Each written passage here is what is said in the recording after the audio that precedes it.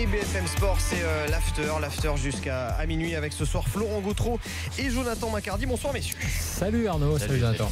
Évidemment on va débriefer la victoire de Monaco qui démarre fort, qui démarre bien. Victoire 3-2 face à Toulouse lors du match d'ouverture de la Ligue 1. Première journée de Ligue 1 qui sera bien évidemment marquée demain par le match du Paris Saint-Germain, le PSG qui reçoit Amiens, match décalé à 17h15. Évidemment c'est un match qui revêt une importance particulière puisque Neymar est arrivé aujourd'hui au Paris Saint-Germain. Pour l'instant il n'y a toujours pas eu la réception de la part de la Ligue de football professionnel et bien de cette fameuse du fameux contrat de mutation de la Liga qui a jusqu'à minuit pour l'envoyer. En tout cas on n'en a pas eu l'information. On parlera quand même de Neymar parce que ça a suscité un petit peu l'engouement, on va dire, des supporters autour du Parc des Princes. Et puis on va aussi parler du tirage au sort des barrages de la Ligue des Champions. Nice, c'est pas cadeau, c'est vraiment pas cadeau. Il y avait de grosses chances de tirer un gros, et pour le coup c'est quand même du très lourd puisque c'est le Napoli qu'affronteront les Niçois en barrage de la Ligue des Champions. Le pire tirage. Franchement je suis assez d'accord avec toi, avec Liverpool. Donc allez le 15 ou le 16 août à São Paulo, retour le 22 ou le 23 août à Nice. C'est parti pour l'after. L'important c'est les 3 points. Le plus important c'est 3 points. L'important c'est l'essentiel. Et souvent l'essentiel c'est le plus important. Et je vous rappelle ces résultats de Ligue 2 si vous nous rejoignez à l'instant. Nîmes qui s'est imposé 2-1 face à Lens, 0-0 entre Nancy et Niort. Victoire de Clermont 2-0 face à Tours. Victoire du Paris FC à Bourg-en-Bresse 2-1. Le Havre qui s'est imposé 4-1 face à la JOCR. Un partout entre Quevilly-Rouen et le FC Sochaux-Montbéliard. 1-0 pour Valenciennes à Châteauroux. 0-0 entre le Gazélec et Lorient. Et puis donc 2-1 face à entre l'AC Ajaccio. Donc l'AC Ajaccio qui s'est imposé 2-1 face au Stade Brestois. Il restera demain la rencontre entre Reims et Orléans. Pour l'instant c'est le Havre qui est leader. Messieurs, vos 3 points, qui veut commencer? Tiens Jonathan, je te donne la parole. Bon, alors premier point, c'est enfin la Ligue 1. Ça fait quand même plaisir de pouvoir recommencer à faire des afters avec comme base des matchs. Donc là on a vu le match d'ouverture qui a été un très beau match, vivant, plein d'imperfections des deux côtés, défensivement, au milieu, des blocs pas encore très bien équilibrés, mais on a vu des deux équipes qui avaient envie d'attaquer, qui avaient envie de jouer, et même si c'était maladroit, les intentions étaient là, et ça fait plaisir de retrouver notre bonne vieille Ligue 1, nouvellement Ligue 1 Conforama. Le deuxième point, c'est que Monaco a du stock, le stock monégasque. Pourquoi ? Quand on regarde l'équipe monégasque ce soir, il n'y a pas tant de changements que ça, il est vrai.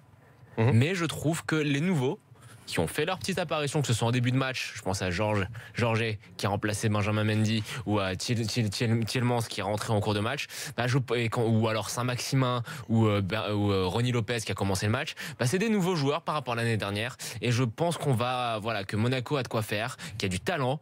Georges a fait un super match, je trouve, alors avec encore un petit peu de temps pour se mettre bien dans les chaussons qui étaient ceux de Benjamin Mendy auparavant. Je pense que on a beaucoup gossé de la perte de Mendy pour Jardim, mais je pense que par exemple Georges va faire la maille très très bien, et pareil au milieu de terrain avec Tielemans qui apporte une solution en plus. Tielemans qui apporte une solution en plus dans un registre différent, mais tout aussi complémentaire à Fabinho que pouvait l'être Bakayoko. Et mon troisième point, c'est sur Toulouse. Doublette d'attaque très très séduisante, Jean Delors, mais très clairement le milieu de terrain, j'étais un peu choqué, je trouve que ça manque clairement de qualité. Sangaré, le dénommé Sangaré, très très bien dans le fait dans les phases défensives, dans l'impact, mais tu peux pas jouer avec ce milieu-là, que ce soit ce milieu blind Sangaré qui ne propose rien, qui ne propose pas de jeu, et j'ai trouvé l'équipe somme toute assez déséquilibrée alors que offensivement t'as du matériel. Florent. Moi d'abord le mental de Monaco, parce que c'est finalement surtout là-dessus, il y a toujours le talent, ça on connaît individuellement, mais même tactiquement je suis pas sûr que Jardim ait fait la meilleure compo de départ, au moins dans le placement des joueurs. Je pense à Mbappé. Ensuite, donc le mental, parce que quand même cette équipe-là, ça veut dire que effectivement, malgré les départs, malgré ce qu'on dit autour de tous les joueurs, y compris du KM Mbappé, cette équipe-là, elle n'est pas tombée dans le piège, parce que là, c'était typiquement le piège toulousain avec cette équipe en contre et le fait d'avoir été mené deux fois au score. Mais s'en est sorti donc avec des talents individuels. Je vais en reparler juste après avec Moutinho. Et puis aussi sur des coups de pied arrêtés. Et ma foi, ça fait partie aussi du foot, et c'est une équipe qui sait tout faire, et ça va à mon avis ça va être important. J'Emerson Glick qui marque, c'est un message quand même sur ce match. Ensuite Moutinho, parce que Moutinho a été préféré à Tielemans, ce qui était presque une petite surprise par rapport au match qu'il avait fait au trophée des champions, puis en général à la doublette qu'on pouvait attendre, et je trouve que là pour le coup c'est le bon coup de Jardim sur ce match là, parce qu'il a apporté justement la qualité qui en face qui manquait aux Toulousains. Et là quand tu as un joueur comme ça au milieu, c'est un playmaker comme ça, c'est surtout un gars qui a une patte incroyable, de passe décisive, c'était le bon coup. Puis Mbappé quand même, parce que finalement Mbappé en deuxième attaquant, ça le faisait moins que Mbappé côté gauche. Et puis Mbappé qui se blesse. Enfin, peut-être pas grièvement, mais enfin à suivre quand même. C'est un match un petit peu particulier. Je vais dire comme ça, je vais faire un peu de la psychologie de comptoir. J'ai pas senti un Mbappé rayonnant comme il l'est parfois, à la fois dans son attitude, dans son truc. Donc je pense qu'effectivement, évidemment, on entend reparler d'ici le 31 août. C'est quand même un des enjeux majeurs du mois d'août monégasque. Moi aussi, c'est un de mes points, évidemment, un de mes 3 points, Kylian Mbappé. Moi, je suis assez d'accord avec toi. Quand même, on a vu, à partir du moment où il a été positionné sur le côté gauche par Leonardo Jardim en deuxième mi-temps, ça a donné quand même quelques situations plutôt pas mal. Enfin, il a on voit bien ses prises d'accélération, ses prises de vitesse. Et d'autant plus qu'en le faisant ça, tu permets de mettre Carrillo, qui sera peut-être, on en parlait, enfin Jonathan sera d'accord, mais ça permet de l'avoir aussi en attaque. Il y a un point de fixation, donc quelque part, c'est peut-être la solution. Et ça a été assez intéressant. Mais après, je suis aussi d'accord avec toi sur le fait que Mbappé, tu sens quand même que dans la tête, on ne sait pas trop où il est. Il s'est pas mal plaint aussi sur le terrain, encore une fois ce soir, à l'image de ce qu'on avait un petit peu vu au Trophée des Champions, le match PSG Monaco. Du point de vue de l'implication, de perturbation, c'est lui qui vous a le plus choqué ? Non. Alors moi, je l'ai pas trouvé pas impliqué. Attention, j'ai juste trouvé qu'il avait manqué de justesse en première période. Ces matchs, on va dire fin de saison, on avait à la fois l'implication qu'il avait ce soir, puis à la fois une sorte de joie de vivre, de joie de jouer, d'attitude comme ça. Mais même on l'a vu un moment, tu sais, c'est plus du body language que du foot dont je parlais. En première mi-temps, on l'a vu un moment quand Falcao réussit à bénéficier de la récupération d'un ballon hyper haut de la part d'un des autres milieux de terrain. Falcao lui fait la passe. Alors elle est pas géniale dans le timing la passe, mais le fait est qu'il aurait pu se retrouver seul devant le but face à Alban Lafont, et que au final l'autre défenseur toulousain, je crois que c'est en l'occurrence c'était Diop, c'était non, Diop, c'était pas Diop, non, c'était non, pas Diop, non, ni Christopher Julien, Yago, voilà, c'était Yago qui était revenu et qui empêche Mbappé de prendre le ballon. On l'a vu un petit peu agacé à ce moment-là. Donc voilà mon premier point. Puis bon, quand même l'autre point, là je te rejoins un petit peu, Jonathan, c'est quand même déjà du spectacle, quoi. Alors c'est vrai, tout n'a pas été juste, mais 5 buts pour un premier match de Ligue 1, on s'est régalé. Il y a quand même eu un nombre de centres incalculable de la part des joueurs de l'AS Monaco, 19 centres dans le jeu. On voit 5 buts, on voit quand même de belles actions. Monaco aussi qui répond présent, parce que on les attendait un petit peu au tournant. Alors certes, Toulouse, j'y viens, c'est mon 3e point, n'était pas exceptionnel, relativement friable en défense. On l'a vu, même malgré les grands gabarits, ils arrivent à se faire dépasser par les défenseurs centraux adverses, que ce soit Jemerson et Glick, même si on verra si c'est bien Glick qui marque le 3e but, il y aura une petite commission de visionnage. Mais c'est vrai qu'ils ont été quand même surpassés défensivement, alors qu'ils sont justement censés être plutôt à leur aise, quoi. C'est des choix très curieux, je trouve, dans la composition d'équipe du Pras ce soir. Je n'ai rien contre le dénommé Sangaré, attention. Mais quand tu regardes sur le banc, tu dis quand même que tu as de la ressource. Tu as Bodiger qui me semble avoir un peu plus de ballons. Tu as Cahuzac que je viens de signer, qui, malgré ses airs de boucher, me semble avoir quand même plus de ballons. Enfin, quand je veux dire plus de ballons, c'est savoir aligner 2 passes. Et quand tu sais aligner 2 passes, tu as déjà plus de ballons que Sangaré. Donc j'ai pas vraiment compris cette composition d'équipe. Après sur Toulouse, je sais pas si on aura le temps d'en reparler, mais moi je suis pas ni surpris ni déçu ni rien. C'est-à-dire que je suis à la fois je pense qu'ils sont capables de faire ce qu'ils ont fait, de marquer à tout moment, parce que Durmaz, ils ont mené 2 fois au score quand parce même. que Delors, parce que tout ça, parce que Jean, parce que même quand Sanogo est entré, je me suis dit qu'avec Delors, moi connaissant bien le jeu de Delors, ça pouvait aussi le faire. Donc je me dis que c'est pas mal. Mais après c'est quand même un jeu qui est, comment dire, dans la tête, qui est défensif, quoi. C'est-à-dire que le gars te dit, je vais essayer de les prendre en compte, je vais essayer de les prendre en vitesse, mais il y a pas de par exemple Durmaz là-dedans. Je comprends presque qu'il l'ait mis sur le banc l'an dernier, parce qu'évidemment, Durmaz, il s'exprime moins bien dans la façon de jouer de Duprat que dans n'importe quelle équipe qui jouerait au ballon, quoi. Donc, alors que c'est un très bon joueur. Tiens, il y a Pascal qui a fait le 32-16, supporter du TFC, pour venir parler avec nous de cette défaite. Salut Pascal. Bonsoir tout le monde. Salut Pascal. Qu'est-ce que tu retiens de cette rencontre et de cette défaite? Je retiens quand même un bon match quand même des Toulousains dans l'ensemble. J'ai pris ce que vous disiez attentivement. Le seul reproche que je pourrais faire, c'est juste que voilà, faudrait pas qu'on soit trop naïf. Juste, on a une équipe jeune, tout simplement. Ce qui nous a fait mal, c'est surtout le fait de courir énormément au milieu de terrain, quoi. L'entrée de Cahuzac, justement, aurait fait du bien. S'il avait été titulaire, peut-être qu'on aurait pu tenir le score au milieu de terrain. Parce que si elle s'est fait bouger, c'est justement parce qu'on courait là, dans cette zone de jeu. C'est là qu'il s'est joué le match, quoi. Ce soir, et bon, le remplacement d'Mbappé en deuxième mi-temps, fou.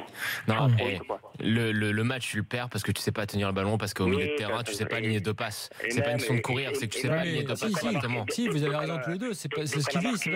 C'est parce qu'ils ne tiennent pas le ballon qu'ils sont obligés de courir. Et c'est parce qu'ils courent, effectivement, qu'à un moment donné, ils sont à la ramasse. Ouais, dès que ça a marqué, ça reculait de suite d'une ligne. Après d'être autant, d'accepter aussi de subir, parce que tu acceptes à un moment donné. Il y a 3 fois plus de passes pour les Monégasques que pour les Toulousains. Si tu acceptes de subir derrière, dans ce cas-là, faut pas aller te prendre 3 buts de la tête sur des coups de pied arrêtés. Effectivement, tu as raison. Faut être costaud. T'es costaud comme Angers. Angers, des fois, ils sont capables de subir. Ils vont être costauds derrière. Moi, l'argument de la jeunesse, Pascal, je suis pas du tout d'accord avec toi. Par exemple, l'argument de la jeunesse, ça fait plusieurs mois, voire plusieurs années qu'on nous le sert à la sauce toulousaine, et à chaque fois, il y a un recrutement qui effectivement est basé sur les jeunes. Alors certes, on a un gardien de but très jeune qui s'appelle Alban Lafont, qui est très prometteur. On a des défenseurs qui sont jeunes aussi, mais il y a un moment où ces joueurs-là, ils prennent de l'expérience. C'est pas le cas d'ailleurs, c'est pas le cas. Il a pas tort ce soir, mais après, t'auras Cahuzac, Delors, c'est un jeune. Non, mais même ce soir. On va pas toutes les semaines jouer contre Monaco. Faut remettre aussi les choses dans leur contexte. Ouais. Moi, je te dis un truc. Quand vous jouez contre une équipe qui court 2 fois plus vite et qui est 2 fois plus technique que la vôtre, honnêtement, je m'attendais vraiment à ce qu'on prenne beaucoup plus de temps. T'as raison. Moi, il y a un truc, si tu veux, dans les choses qui sont positives, ce qui va toujours peser sur Toulouse, comme l'an dernier quand ils ont cru en début de saison qu'ils allaient faire une grosse saison. Je me souviens de Bodiger qui nous l'avait dit. Le problème, c'est la tactique à un moment donné. C'est ce que l'entraîneur veut qu'on fasse. Parce que pour le reste, ils peuvent marquer des buts. Ils ont Delors, ils ont même Machache. L'action est très belle, l'action sur le coup de pied arrêté. Delors, c'est magnifique ce qu'il fait. Delors, Machache, Jean, Sanogo, même Durmaz, voilà. Donc cette équipe peut marquer des buts. Ouais.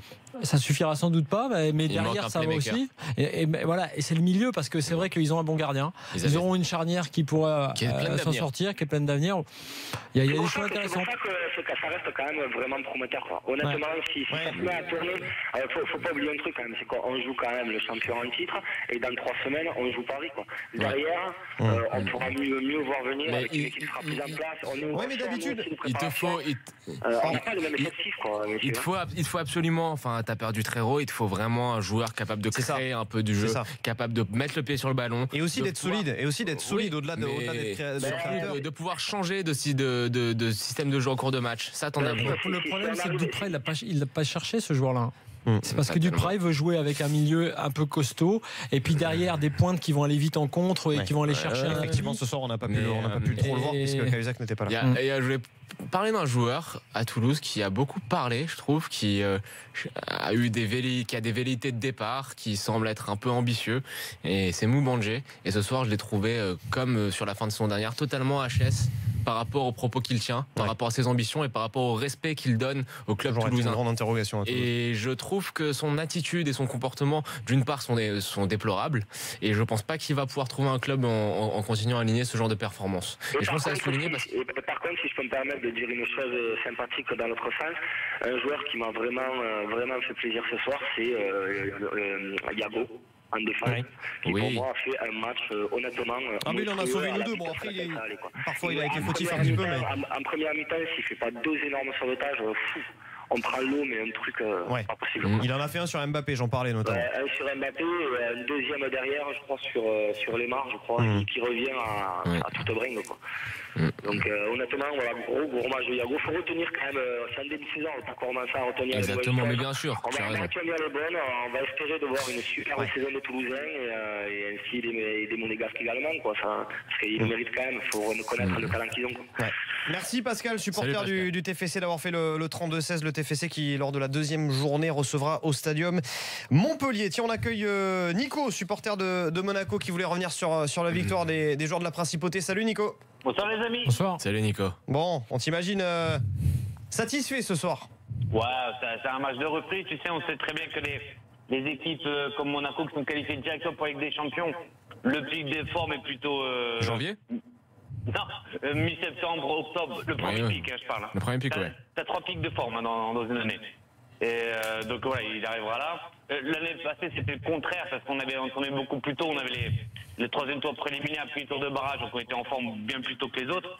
Donc bon, les analyses mois d'août, je suis toujours un peu méfiant. Moi, je voulais juste parler un petit peu de jeu, et notamment de la compo de Leonardo Jardim. Et beaucoup, notamment sur la tutosphère, se sont étonnés qu'un Tillmans a été sur le banc. Et en fait, moi, j'ai compris en fait pourquoi il a fait ça. Et aujourd'hui, enfin, en tout cas ce soir, j'ai un peu retrouvé le jeu de Monaco de l'année passée. C'est-à-dire que Monaco savait faire des phases de transition très rapides vers l'avant, mais savait aussi mettre le pied sur le ballon. Avec un Tillmans, et on l'a vu notamment lors du Trophée des Champions, notamment sur le but de Sidibé, Tillmans, quand il récupère le ballon, c'est bam, ça part direct, il lance les flèches en face, et il faut que ça aille très très vite. Avec Moutinho, il sait aussi faire ça, mais il sait aussi temporiser, il sait aussi mettre le pied sur la balle. C'est vrai, c'est vrai, c'est vrai. Ce que nous faisait notamment Bernardo Silva sur l'aile droite, qui pour moi le joueur à remplacer qui ne l'a pas encore été fait. Moi j'attends pas les questions de Moi je pense que là-dessus c'est là où Jardim est vraiment top globalement, y compris même dans je te dis cette erreur de Mbappé dans le positionnement, ça fait partie du truc qui rectifie à la mi-temps.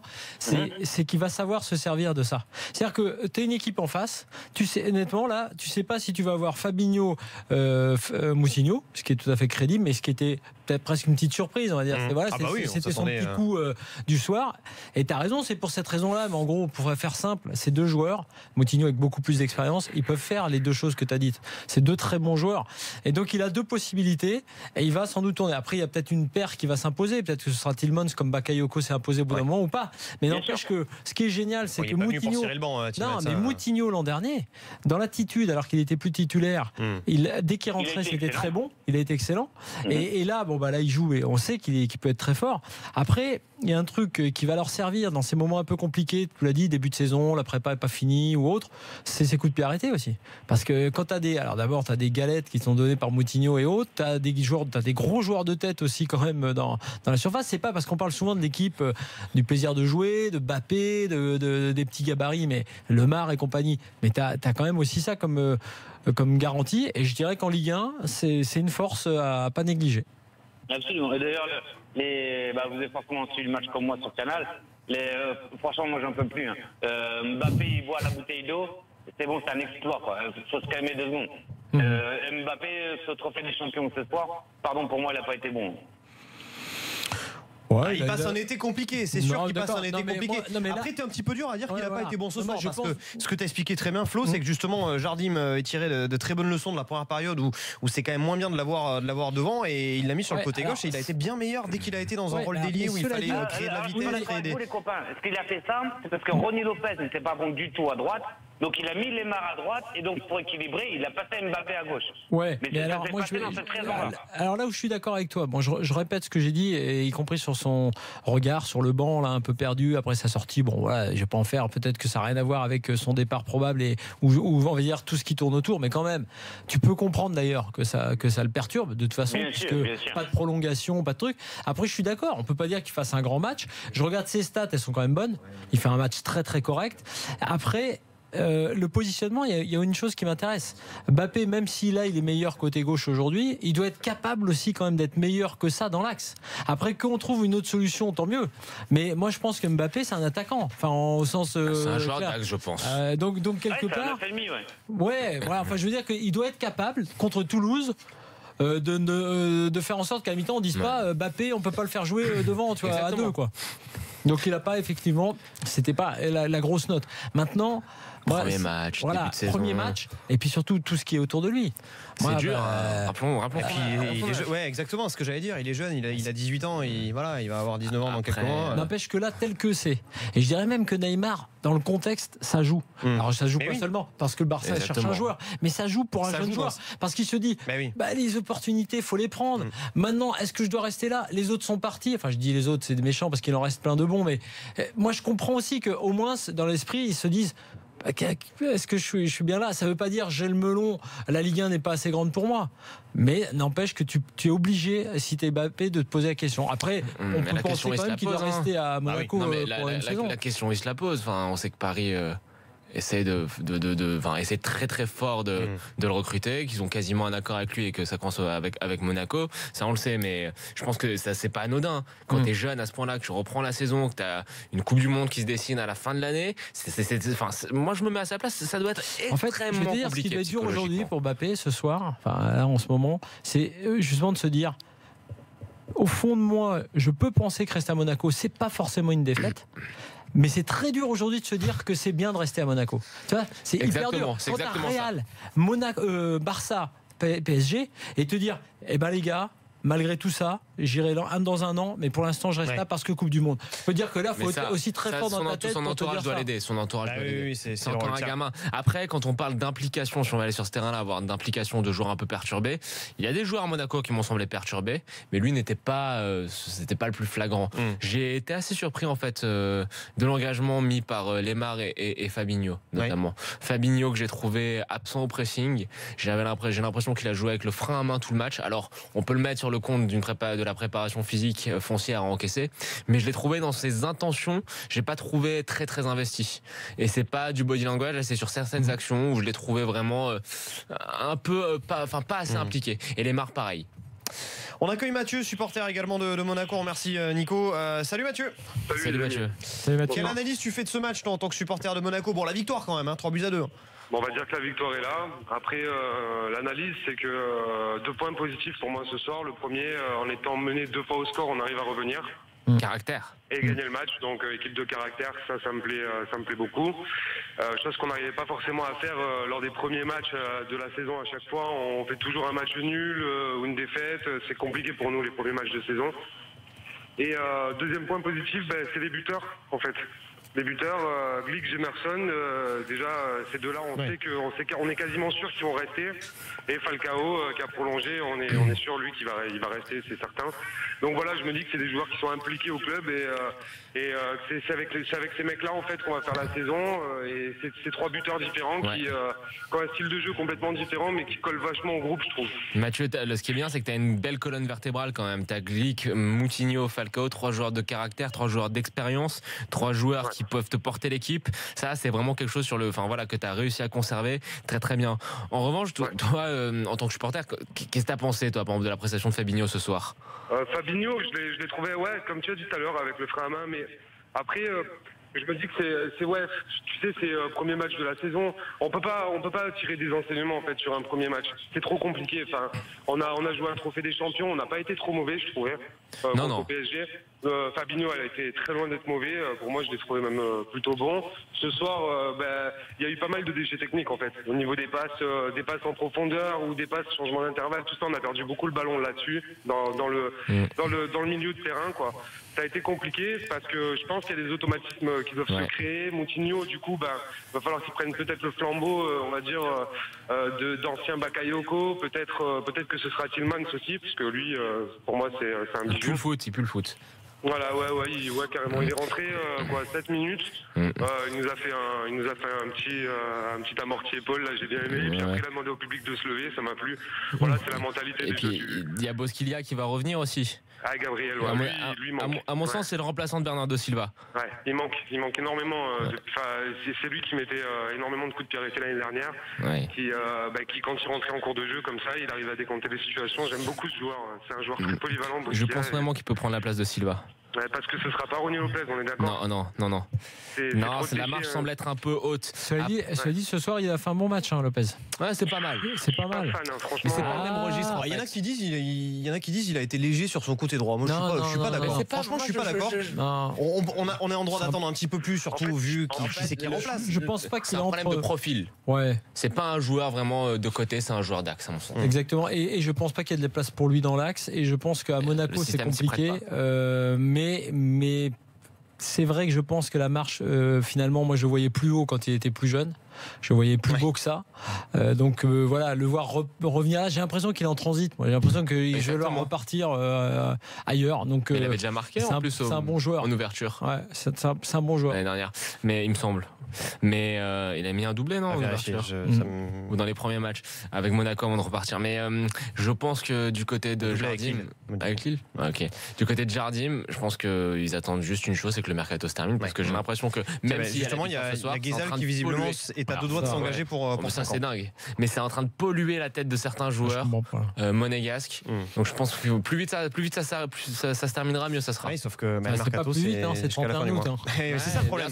Oui, non, mais quand tu vois qu'ils sont fait piquer Martial le 31 août il y a 2 ans. Fabinho jusqu'au 31 août et Mbappé, je t'en parle pas, ça changera rien. Donc dans leur tête non plus, et tu auras toujours la même chose. Et c'est pas la même chose de jouer ne serait-ce qu'à 85% ou de jouer à 100%. Alors oui, en Ligue 1 sur certains matchs, ça va sans doute suffire, c'est vrai. Comme ce soir. Mais pas surtout.